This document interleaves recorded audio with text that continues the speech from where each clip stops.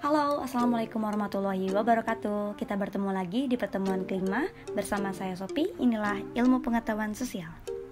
Di pertemuan kali ini kita masih membahas bab 1, yaitu interaksi antar negara Asia dan negara lainnya. Ada 4 poin penting yang dibahas di bab ini. Yang pertama, letak dan luas benua Asia dan benua lainnya. B, kondisi alam negara-negara di dunia. C, dinamika penduduk benua-benua di dunia. Dan D, pengaruh perubahan ruang dan interaksi antar ruang di ASEAN dan benua lainnya. Untuk poin A dan poin C, kita telah mempelajarinya di pertemuan yang lalu. Kali ini kita akan membahas tentang poin D, yaitu pengaruh perubahan ruang dan interaksi antar ruang di Asia dan benua lainnya. Perubahan ruang dan interaksi antar ruang dapat terjadi dalam berbagai lingkup atau skala.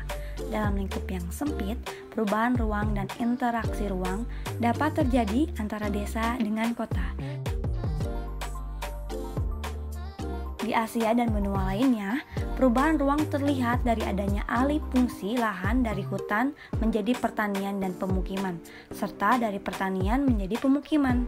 Di Asia, perubahan ruang terlihat dari alih fungsi lahan. Sekitar 50% lahan di Asia telah berubah menjadi wilayah pertanian. Banyak daerah di Asia berubah menjadi daerah perkotaan. Perubahan tersebut mendorong terjadinya interaksi antar ruang dalam bentuk perpindahan penduduk dari desa ke kota. Di Eropa, perubahan tersebut telah berlangsung lama dan meningkat saat revolusi industri. Akibatnya banyak terbentuk kota-kota dan meningkatkan jumlah penduduk yang tinggal di kota.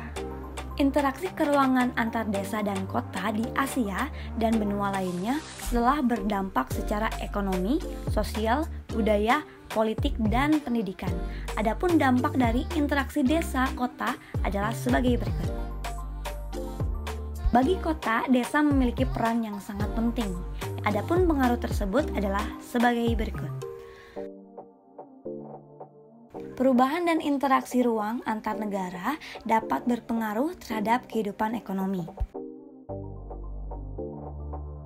Interaksi antar negara dan benua juga melibatkan manusia sebagai pelakunya. Interaksi sosial antar manusia yang memiliki kehidupan sosial berbeda kemudian terjadi. Interaksi tersebut dapat terjadi dengan saling bertemu atau melalui media komunikasi. Peristiwa budaya dari suatu masyarakat dengan mudah dapat disaksikan oleh masyarakat di daerah yang berbeda.